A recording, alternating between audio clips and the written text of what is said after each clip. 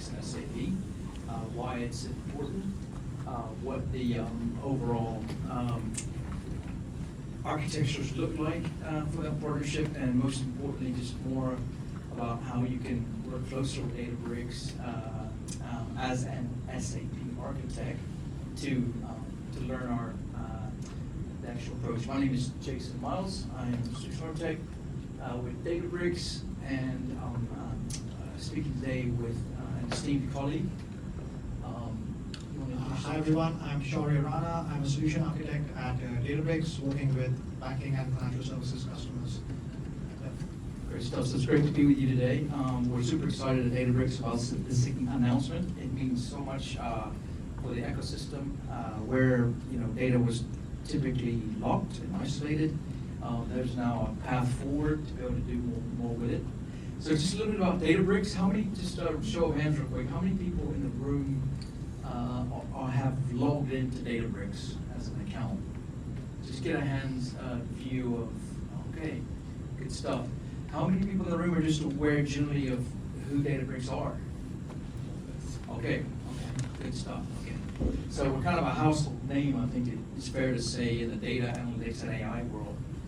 But we've been going for a while now, over 12,000 customers, 3.5 billion in revenue. We're about to announce, I think it's public information, that we're going to Series K investment. So we're still privately held. There's a board of very technical, very astute individuals, and a lot of them are from Stanford in the US, who started Databricks 11, 12 years ago, and we're currently growing in terms of our architecture and customer base.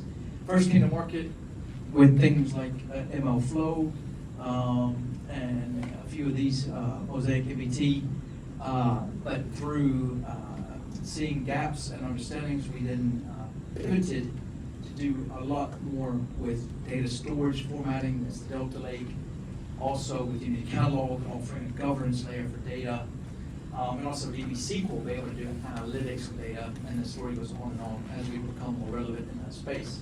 But yeah, just a little bit about us. We've got recognitions from Gartner and Forrester there. But I think everyone raised their hand already. So the market looks like this, right? Especially these days. Everybody wants to do data and AI. It's kind of it's a big buzz. But finding success at scale can be an issue, right? Can be a challenge. And it's difficult for most orgs. The data state is typically fragmented in terms of the complexity between each of these various functions in, say, a data pipeline, how those functions are managed, even different tooling across that stack.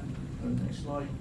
And it leads to this different tooling, right? So that the higher, at least, higher cost, higher challenges, lack of governance, all these things are common in the data world itself.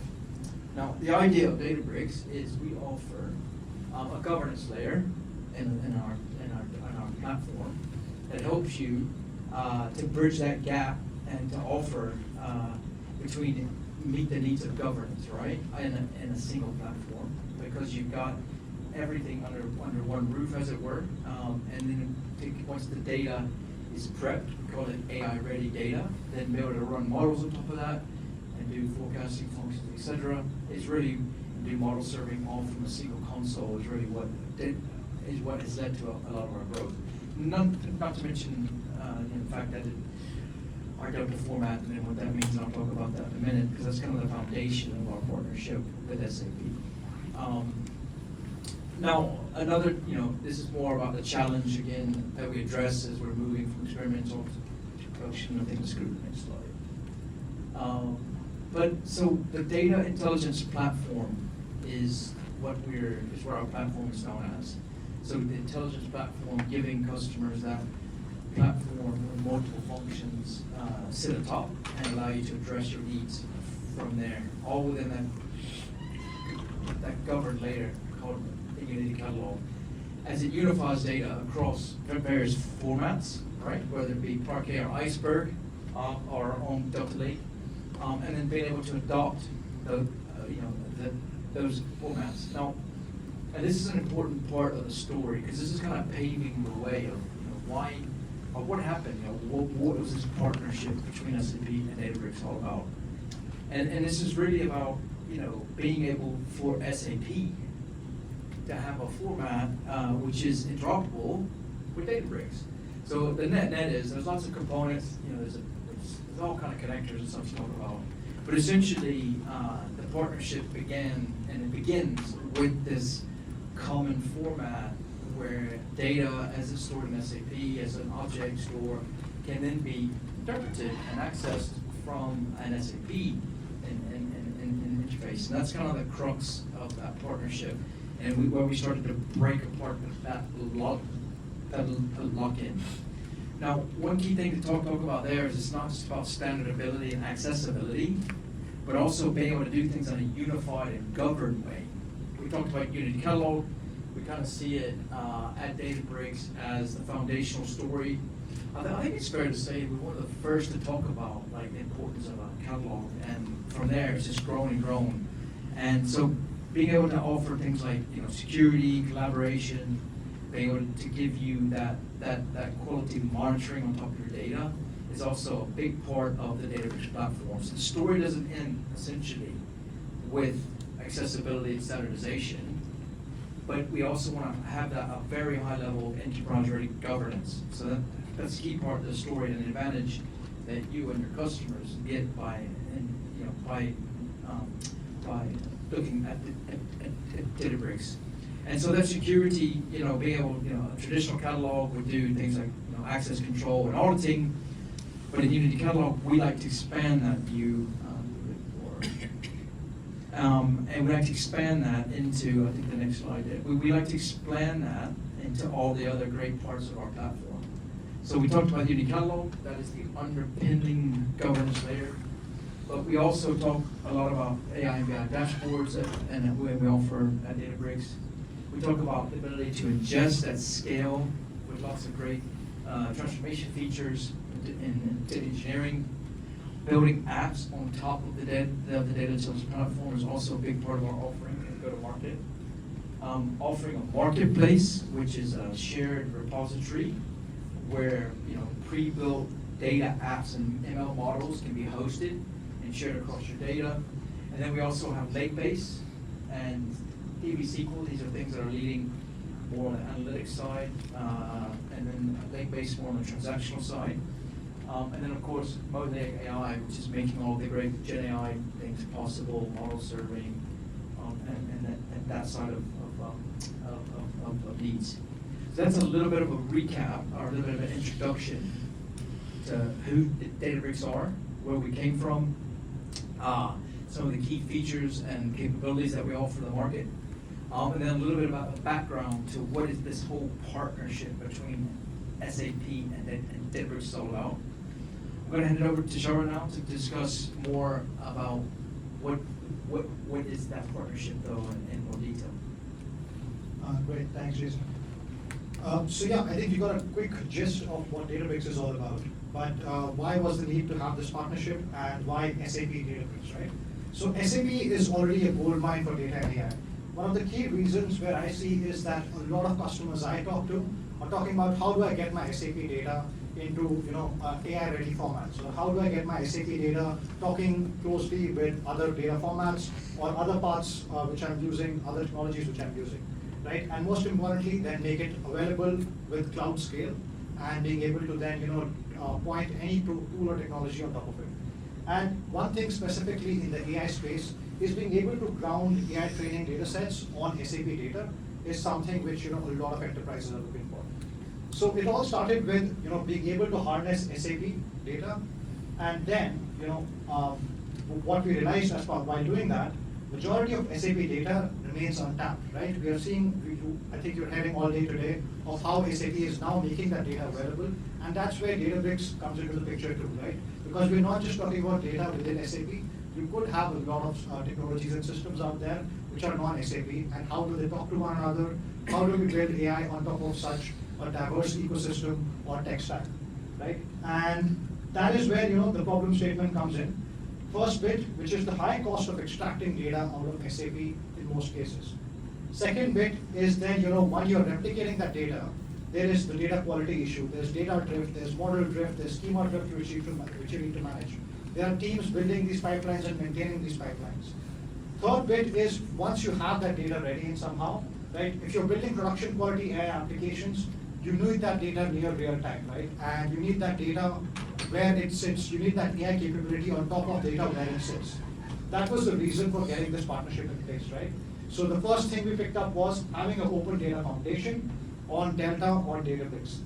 Second was with SAP Databricks on top of SAP. So officially now we have a fourth cloud beyond AWS, GCP, and Azure, which is SAP, right? So if you go to our documentations, you'll see a fourth cloud there. That is SAP. And because of that, there is no replication happening. You maintain same data quality as you're doing in your SAP data products. And then you're able to build domain-specific AI, enrich it with extended data coming from different parts of the tech stack. So that's where the whole partnership stemmed from. And based on that, how does it typically look like, right? I think a lot of people might have talked about it, but the primary driver for that is this concept of data sharing. So you have your data products on SAP, you have BW, you have SAC, you have intelligent applications. The way to then integrate that with Databricks is through this concept of data sharing. Quick show of hands, who among you have heard of data sharing, have tried it out? Okay, I think the hands are lower now compared to having tried Databricks, right? So what data sharing in essence is, it's a data sharing protocol. It was open sourced by Databricks, uses Unity Catalog as a governance layer under the hood. And what it basically does is, it does a zero copy clone, right? Because Delta is the underlying file system, you create a zero copy clone from your SAP data product to Databricks environment. The good part is that the Databricks environment, as part of the SAP Databricks partnership, is hosted within your SAP cloud, right? So that is a use case where you can start using Databricks out of the box. That's how it happens under the hood. Quick question on that. Is it kind of like say CDFUs, but I think one step, no, CDFUs are mostly doing replication. You can think of it like data virtualization, okay, right? explain the type of new way for the database. Yeah, so when you, I don't want to go deep right now, but yeah, typically when you're doing CDC or any kind of change data, you are reading from a database's log and writing it somewhere else. There's replication happening. In data sharing, there's no replication happening, right? The data still is owned. You just bring your own computer on top of that data store. That's the difference between. So it's a lot like virtualization. If you've heard of tools like Denodo, etc., which do data virtualization, it's a lot like that, but not for databases, but for file systems, because we're talking about a file system under the hood. And then once you have the data sharing set up, you still want to maintain the governance on top of it, right? That's where Unity Catalog, what Jason talked about. It's not just about governing tables and structured data, but also governing AI models you're building on top of it, any kind of file you're storing on it, any kind of notebooks or dashboards you're creating. All of them have a single unified governance model. And then of course there is monitoring and observability built on top of it, and then getting things like lineage, semantics, all of the bugs. Also, SAP has its own catalog, so Unity Catalog, I think it's more in the roadmap right now, but Unity Catalog will integrate, I think somebody had a question earlier too, about Unity Catalog will integrate with the SAP catalog. So, if you have big on Databricks standalone, then the case could be made that start with Unity Catalog, integrate with your SAP data catalog. If you're starting out with SAP, then you could standardize on your SAP data catalog, but Unity Catalog could be your operational meta store on top of your data. Okay, moving ahead then, I'll not go deep into use cases, that's something we can have follow-ups with anybody who's interested. Typically then starting with where you're coming from in this journey, right? If you are in a greenfield case, you've never used Databricks, or you're more of a using SAP in all its capacity, but starting to use Databricks, then the pattern for you would be leverage BDC, and wherever you have use cases around self-service AI and data science, or data science at scale, built on top of distributed compute, things like MLflow, and Spark under the hood. That's one use case where you could leverage SAP Databricks. If you're doing data warehousing at scale, where your data sources are a lot of non-SAP systems, that's where SAP Databricks makes sense.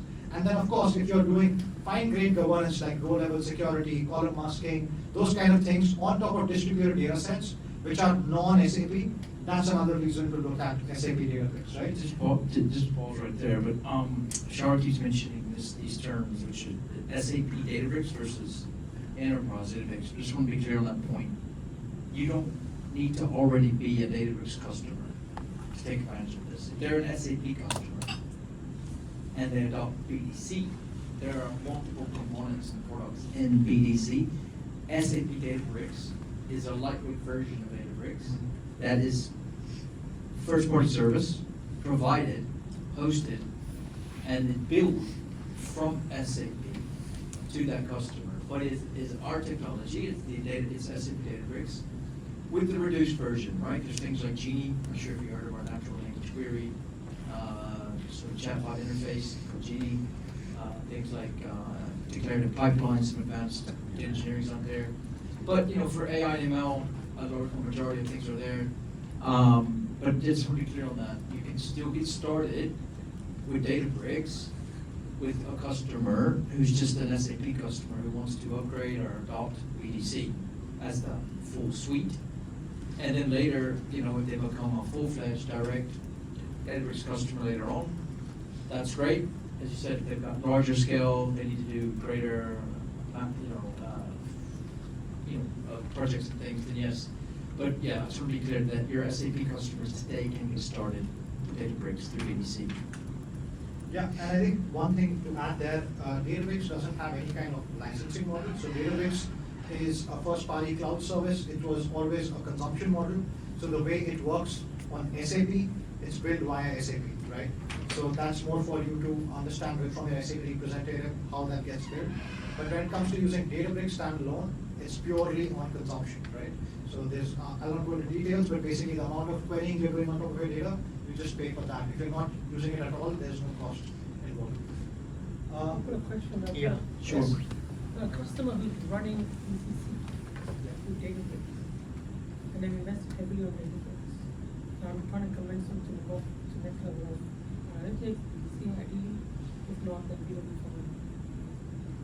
Now they're resisting because all their eggs are in the basket of Databricks. They've used a lot of Databricks capability with Colibra, with Power BI, Azure Data Factory, etc. So my argument to move up to the next level is diminishing because they think the answer is already there.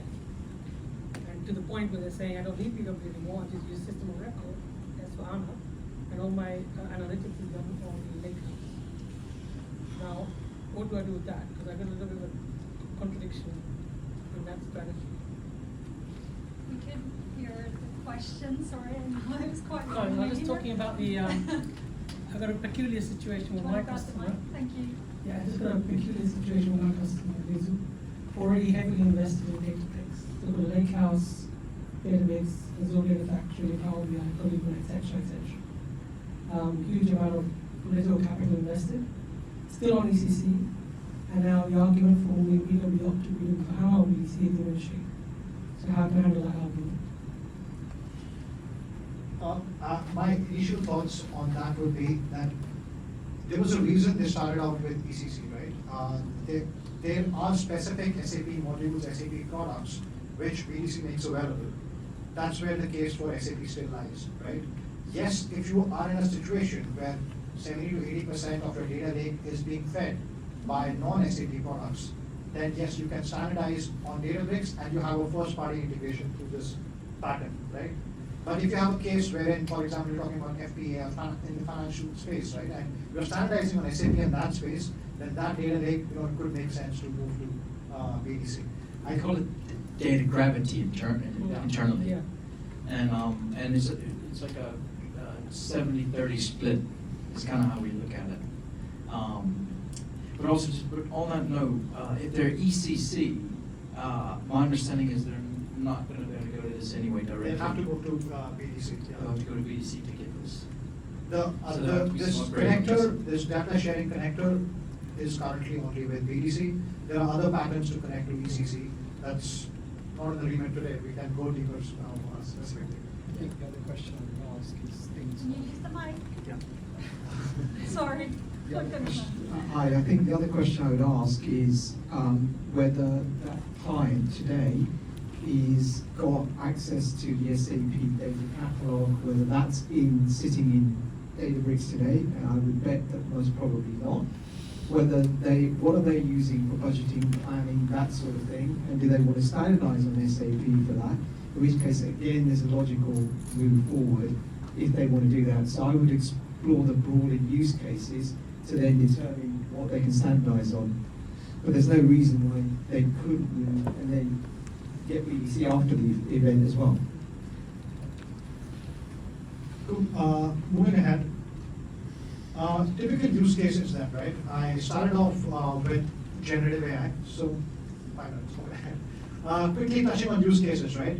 So Databricks had acquired this company called Mosaic AI. It's been 3 years. Mosaic AI is our suite of products for doing generative AI, right? I think the place where Databricks' differentiator lies is about deploying production-ready LLM models, agents, and then being able to use any open source or proprietary model out there, and then being able to govern it and operationalize it at enterprise scale, right? And that's where MLflow comes in with its own Gen AI flavor.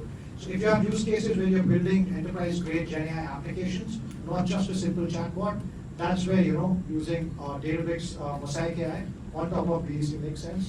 The second use case would be data science at scale, right? So if you have data scientists who want to build ML ops pipelines, leverage MLflow under the hood, that's another case where using Databricks on top of SAP makes sense. And most importantly, in data science, you want to scan the entire data lake. You want to get data which is not just SAP, but enrich it with external data.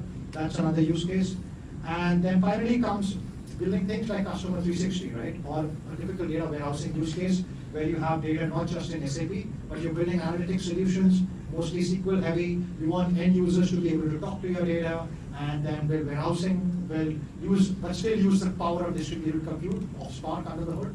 That's the use case for the data warehousing. Then coming to the question that was asked, somebody who's already invested a lot into Databricks, and maybe they're just starting out on SAP or have SAP in pockets here and there. That's where comes this part, right? You do not give up on your current Databricks investment. This data sharing connector for BDC will work with that too, right? So this data sharing connector is not just for the Databricks which is within SAP. The Databricks which sits completely external, maybe in Azure, maybe in GCP, wherever it is, you can do data sharing between those two, right? So that's again part of the BDC connector. So I think this is the most common case. I'm seeing a lot of people already have heard of Databricks. A lot of them have investments into Databricks. Then this would be the case where maybe data gravity is 70% there already. So this 30% can still talk to one another. So it's not like you have to choose one. You can go in both routes, right? And of course, BDC makes sense when you have very specific domain data which SAP understands or SAP gives you quick value. I can give you an example of my customer. They are planning to standardize on, it's a large global bank. They're trying to standardize their whole ledger, treasury, etc. on top of SAP. And it makes sense to then leverage SAP specific data products for that piece. But otherwise, they have big investments on Databricks, right? So they don't want to lose any of that. Hence, this kind of a pattern makes sense for those use cases. And then, using standalone Databricks, the add-on capabilities which you get, which are not part of, for example, the BDC, the SAP on Databricks on BDC bits, are the whole data ingestion, transformation, declarative pipelines piece, which I would say Databricks started off as the, doing data engineering at scale, and also doing, for example, ML engineering at scale. So you can still use Databricks for doing those kind of things, get your data out of SAP, do the data engineering, and write back through this data sharing connector back into SAP, right? You do not have to then worry about things like, egress costs and all of that, because that gets then handled based on the connector we have and the first party integration we have. Conscious of time, I'll not go into details. Quickly, Jason, you want to cover the get enabled piece? On this bit, I just wanted to. Can I ask one question? Yes, please, yes. From Databricks to use that zero copy data share, is there any cost implication based on data we are transferring from there or sharing the data? So, as per my understanding, data sharing as a protocol is free of cost. If you're doing the data sharing But within, data is going out. within BDC remit, there is no cost. So data is not going out. That is the beauty of Yeah. data share. So data is still there. So think of it in very, very simple terms, right? So if you have a Word file, MS Word file, how do you share that with your colleague? You go on the top right, you click share, right? And you enter the email ID or you copy the link and share it with your colleague, right? Delta share works exactly the same.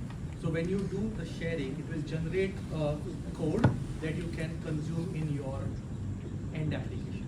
Exactly the same, no difference. In this case, your file is not moving from one location to other. That person is able to access your file, right? Exactly that is how it works. So the data is not moved from one location to another. There is no egress happening on the network, in short. Oh. Think of it like Google Drive, right? When you collaborate on one single, If I need the data on a different then there will be an egress. Then you have Then you're not using data sharing. But- No, but once you have the data consumed in your application, you can slice and dice the way you want it. The source remains in one place. But if you are consuming, you are. So let's take an example, right? You have sales order data, right? You take it out from SAP, you put it in your data sphere, and you have it as a data product.